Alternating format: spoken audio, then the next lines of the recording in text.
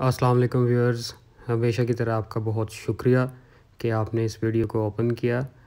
Viewers, आज से तकरीबन कोई 18 से 20 साल पहले अगर किसी शख्स ने कोई प्रॉपर्टी लेनी होती रही है या बेचनी होती रही है तो वो आपस में मिल जाते रहे हैं। सेलर भी और बायर भी बैठ के किसी पटवार खाना में जाके लिख परत करके वो निज़ाम चल जाता रहा। लेकिन पिछले कुछ तकरीबन कोई 15 से 18 साल पहले जो डीलर्स का रोल है ये बहुत ज़्यादा अहम हो गया है। अगर आपने किसी सोसाइटी में जगह लेनी है, आपने रैंडमली किसी गली में मोहल्ले में जगह लेनी है, इवन घर भी रेंट आउट करना है, तो जो डीलर का रोल है ये बहुत ज़्यादा हो गया है। उस ज़्यादा रोल की वजह से अब लोगों के पास अपॉर्चुनिटीज़ भी ज़्यादा हैं कि वो एक आम पब्लिक के साथ जो है फ्रॉड जिसको हम कहते हैं वो बड़ा इजीली कर लेते हैं।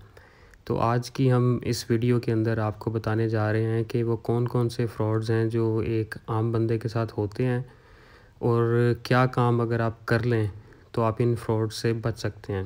आज की हमारी ये जो वीडियो है इसके अंदर अगर आप कोई चीज़ ख़रीदने चाह रहे हैं तो हम उससे रिलेटेड फ्रॉड्स आपके साथ शेयर करेंगे और फिर हम कभी कोई ऐसी वीडियो भी बनाएंगे कि अगर कोई चीज़ आपने बेचनी है तो फिर आप उन फ्रॉड से किस तरह से बच सकते हैं, ये आपको इंशाल्लाह उसके अंदर हम तरीका बताएंगे।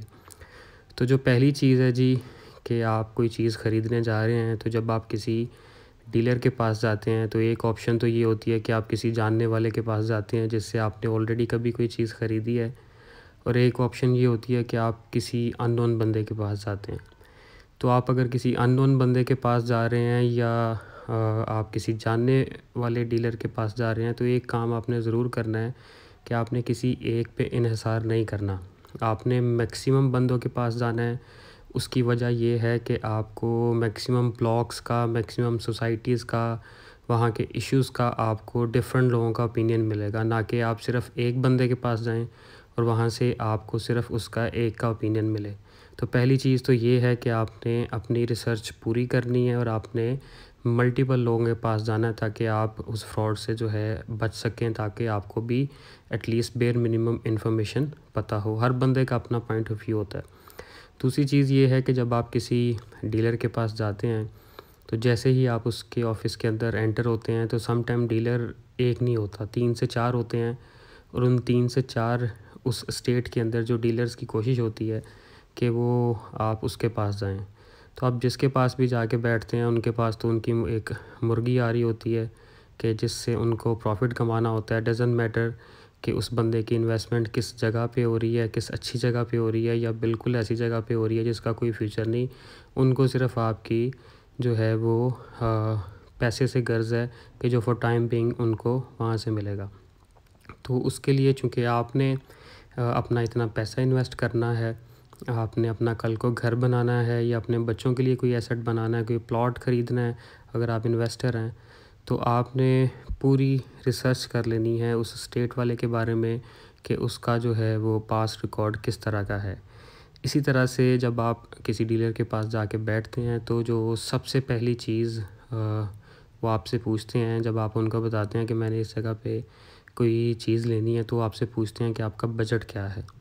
आपने बजट कभी भी प्रॉपर्टी डीलर के साथ शेयर नहीं करना, क्योंकि जब आप उनको अपना बजट बताते हैं तो वो कोशिश करते हैं कि वो ऐसी चीज़ आपको सेल करें कि जो ऑलरेडी उनके पास कोई अपनी चीज़ पड़ी है।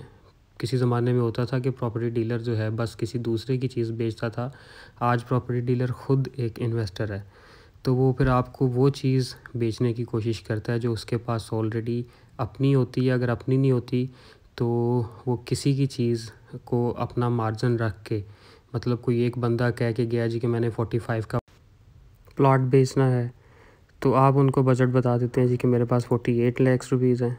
तो वो फिर एक माइंड बना लेते हैं जी कि मेरे पास मार्जिन है 2 से 3 लाख रुपए कमाने का, और उसके अलावा 1% कमीशन जो है वो बायर से लेनी है और 1% कमीशन जो है वो सेलर से भी लेनी होती है उन्होंने।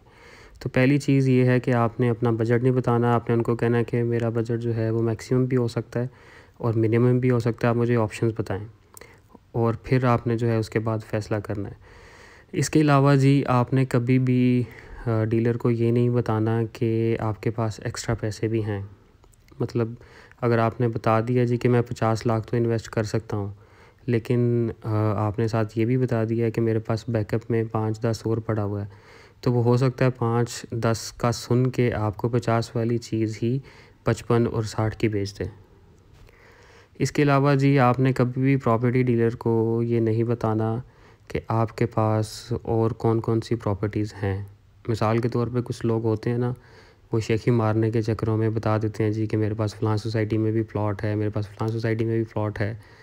तो इस तरह से आपने नहीं करना। अगर है भी तो नहीं बताना, अगर नहीं भी है तो फिर भी नहीं बताना कि आपके पास ये चीज़ है या नहीं है। ये आपकी पर्सनल इन्वेस्टमेंट है, पर्सनल चीज़ है, ये दूसरों को बताने का आपको नुकसान ही होगा, फ़ायदा कोई भी नहीं होना। उससे क्या होता है जी, उससे उनका माइंड बन जाता है जी कि ये पैसे वाला बंदा है, इसको क्या फ़र्क पड़ेगा 2-4 लाख रुपए से। तो ये आपने बिल्कुल भी उनके साथ शेयर नहीं करना। इसके साथ साथ जी कभी भी आपने प्रॉपर्टी डीलर के सामने ये शो नहीं करना कि मैं बहुत ज़्यादा जल्दी में हूँ, या मैं बहुत ज़्यादा जल्दी में हूँ कि कोई चीज़ मुझे ये पसंद है तो मैं ये चीज़ लेना चाहता हूँ। उससे क्या होगा कि फ्रॉड के चांसेस इस तरह से बढ़ जाते हैं कि कोई ऐसी चीज़ आपको जल्दी में वो बेच देगा कि जिसकी वो वैल्यू नहीं थी कि अगर आप थोड़ा वेट कर लेते। तो वैसे भी काम जल्दी का जो है वो शैतान का है। तो आपने कभी भी प्रॉपर्टी डीलर को ये शो नहीं करना कि आप जल्दी में हैं। अब इस चीज़ का शिकार अक्सर वो लोग होते हैं जो बहुत ज़्यादा एक्साइटेड होते हैं किसी चीज़ को लेने में, या सम टाइम हमारे जो ऐसे लोग जो किसी टाइम के लिए पाकिस्तान आए होते हैं, बाहर के मुल्क रहते हैं लेकिन वो इन्वेस्ट करना चाहते हैं पाकिस्तान में, तो उनके पास अक्सर 1 महीना 2 महीना होता है। तो वो उनको बता देते हैं जी कि मैं 25 दिन के लिए जी अब पाकिस्तान में हूँ, उसके बाद मैंने चले जाना है, तो मुझे जल्दी ये सारा प्रोसेस करके दें। तो जल्दी का ये जो प्रोसेस है उसके अंदर आपका तो कोई फ़ायदा नहीं होगा, बस डीलर का फ़ायदा ज़रूर हो सकता है कि वो आपको कोई ऐसी चीज़ टिका देगा कि जिसका वो बिल्कुल भी आपको फ़ायदा तो नहीं होगा। हो सकता है आपको भी फ़ायदा हो जाए लॉन्ग टर्म, बट जो शॉर्ट टर्म बेनिफिट है वो डीलर लेगा। क्योंकि अगर आप जल्दी में हैं तो डीलर आपसे ज़्यादा जल्दी में है। वो तो बैठा ही इस चीज़ का इंतज़ार कर रहा है कि मुझे कोई मुर्गी मिले और मैं उसको एज़ सून एज़ पॉसिबल ज़िबा करूँ। इसके अलावा जी कोशिश आपने ये भी करनी है कि अगर चीज़ कोई आप ख़रीदने जा रहे हैं तो आपको उसका एग्जैक्ट नंबर बताओ या एग्जैक्ट गली बताओ, ठीक है। इससे क्या होता है कि आजकल जो प्रॉपर्टी डीलर हैं ये कभी भी एग्जैक्ट नंबर नहीं बताते। मतलब कि अगर प्लॉट का नंबर 711 है तो ये आपको बताएंगे 709 या 710, हालांकि वो प्लॉट बिक भी नहीं रहा होगा। तो या फिर उसी गली में सामने वाला प्लॉट आपको बता देंगे, बाद में कहेंगे जी जगह तो वही थी, ये हमारी चीज़ गंदी हो जाती है इसलिए हम आपको इसका एग्जैक्ट नंबर नहीं बता रहे। तो आपने नंबर जो है वो उनसे एग्जैक्ट पूछना है, क्योंकि अगर आप नंबर एग्जैक्ट पूछेंगे तो फिर ही आपको आइडिया होगा कि उस चीज़ की वर्थ क्या है। एग्जैक्ट नंबर पता होने के साथ सम टाइम घर जो विज़िट करते हैं उसमें तो ये नहीं है, लेकिन प्लॉट के अंदर ये होता है। अच्छा, घर आप ख़रीदने जा रहे हैं मिसाल के तौर पर, तो अक्सर लोग अकेले तो फ़ैसला नहीं करते, तो उनको फैमिली को साथ लेके जाना पड़ता है। तो अगर आप फैमिली को साथ लेके जाएँ तो उनको पहले से आपने समझाना है कि अपने इमोशंस को वहाँ पे कंट्रोल करना है। सम टाइम क्या होता है कि हम जब घर देख रहे होते हैं तो हम इमोशंस के अंदर कह देते हैं जी कि हमें ये बहुत ज़्यादा चीज़ पसंद है, या सम टाइम ख़वातीन साथ जाती हैं तो वो कहती हैं कि जी हमें यही घर पसंद है तो हमने यही घर लेना है। अब उसका जो है अनड्यू एज उठाता है डीलर। मतलब कि ओनर ने अगर वो चीज़ बेचनी थी 1 करोड़ 10 लाख की मिसाल के तौर पर, बट आपने बहुत ज़्यादा विलिंगनेस शो कर दी है कि मुझे यही चीज़ चाहिए, तो फिर उसकी प्रॉपर्टी जो है वो 1 करोड़ 20 तक चली जाएगी। मतलब ओनर को तो 1 करोड़ 10 चाहेगा, होगा क्या कि डीलर हजरात में से ही कोई एक डीलर उस प्रॉपर्टी का ओनर को टोकन कर देगा। उनको पता चल गया आप बड़े इंटरेस्टेड हैं, आपने यही प्रॉपर्टी लेनी है, तो वो क्या करेगा कि वो टोकन कर देगा ओनर के साथ 1 करोड़ 10 लाख का, और आपको वो ओनर से मिलवाएगा नहीं क्योंकि उसने ओनर को शो नहीं करना। अगर वो शो करेगा तो आपको पता चल जाएगा इसको, वो तो 1 करोड़ 10 लाख रुपया मांग रहा है।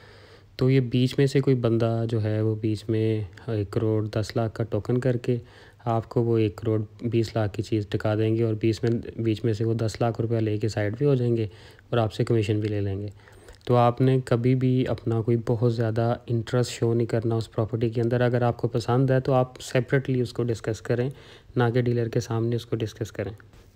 अच्छा जी, इसके साथ साथ आपने कभी भी डीलर के सामने ये शो नहीं करना कि मुझे कुछ नहीं पता, ठीक है, कि मुझे जी मैं इस सोसाइटी में पहली दफ़ा आया हूँ, मुझे इसके बारे में कुछ नहीं पता और आप मुझे इसके बारे में बताएं।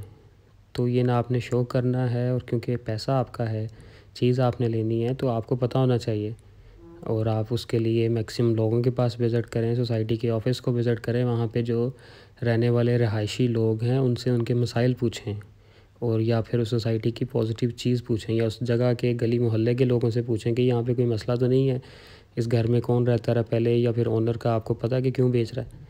तो ये कंफर्म करना, आपने पैसा खर्चना, ये आपकी ज़िम्मेदारी है, ना कि आप डीलर से कहेंगे जी आप मुझे इसके बारे में बताएं, मुझे इसका कुछ नहीं पता।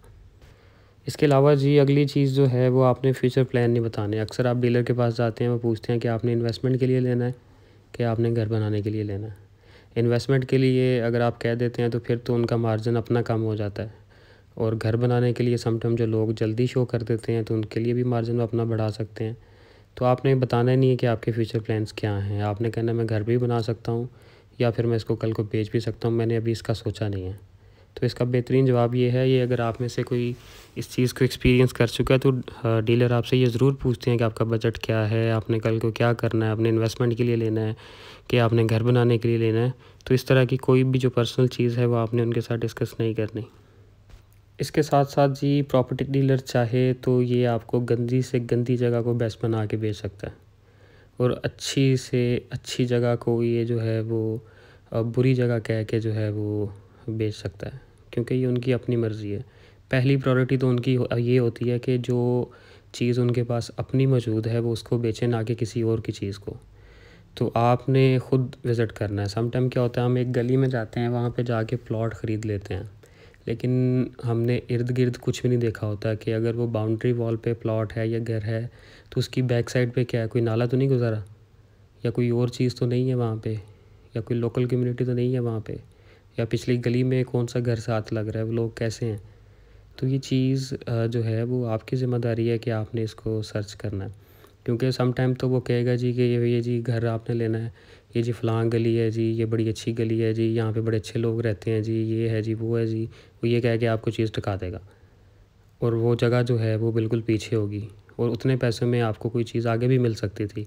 किसी सोसाइटी की अगर हम बात करें तो किसी अच्छे ब्लॉक में भी आपको उतने पैसों में चीज़ मिल सकती थी। तो आपने मैक्सिमम जगहों को विज़िट करना है, और जिस जगह पे आपने वो प्लॉट या घर या कुछ भी कमर्शियल ख़रीदना है तो इर्द गिर्द देखना है कि उसके इर्द गिर्द है क्या। और सबसे बड़ी चीज़ कि आप हर बुराई से, हर चीज़ से बच जाएंगे अगर आपने डीलर से ये डिमांड कर दी कि मुझे डायरेक्ट ओनर से मिलवाओ। अगर आपको कोई डीलर डायरेक्ट ओनर से मिलवा देता है तो ये बहुत अच्छा डीलर है, और ये आज हज़ारों में से कोई एक ही होगा कि जो डायरेक्ट ओनर से मिलाता है। बड़ा हमने देखा है, लोगों से सुना है जी कि किसी ऐसे शख्स को ओनर बना के पेश किया जाता है कि जिसने सिर्फ बीच में टोकन किया होता है, उसका कोई और अमल दखल नहीं होता। और जब प्लॉट या घर ट्रांसफ़र होना होता है तो फिर एक बंदा आता है कि जो वहाँ पे ट्रांसफ़र करवाता है, जो कि तब हमें आइडिया होता है कि ये तो असली ओनर तो ये था, जो बीच में मिला था वो तो कोई और था। लेकिन तब तक हम 10-12 लाख रुपया पकड़ा भी चुके होते हैं, 20-50 लाख रुपया पकड़ा चुके होते हैं इनिशियल पेमेंट का, तो तब हम कर भी कुछ नहीं सकते, और बीच में से डीलर साहब अपने 10-15 लाख रुपया कमा के साइड पे हो जाते हैं। तो आपने डिमांड करनी है उस प्रॉपर्टी डीलर से कि मुझे डायरेक्ट ओनर का बताओ, एग्जैक्ट नंबर बताओ, और इसका स्टेटस मुझे बताओ कि ये जिस जगह पे मैं चीज़ ले रहा हूँ ये चीज़ किसी बजाज गवर्नमेंट अथॉरिटी से अप्रूव्ड है कि नहीं है। सम टाइम डीलर्स रात अपने आप को इतना बड़ा शो करते हैं, बाहर चमचमाती गाड़ी भी होती है, अच्छा ऑफिस भी होता है, और वो कह देते हैं जी जी कल मैं चोई साहब के साथ था जो सोसाइटी की ओनर है, उन्होंने कहा जी कि बस अप्रूवल हो जाएगी, आप कोई मसला नहीं है।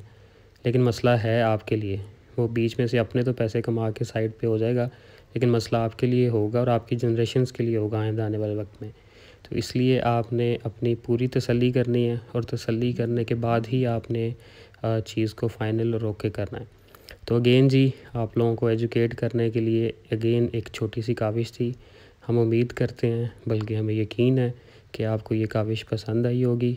अगर पसंद आई है तो इस वीडियो को लाइक करें, हमारे चैनल को सब्सक्राइब करें। Thank you very much for your kind listening.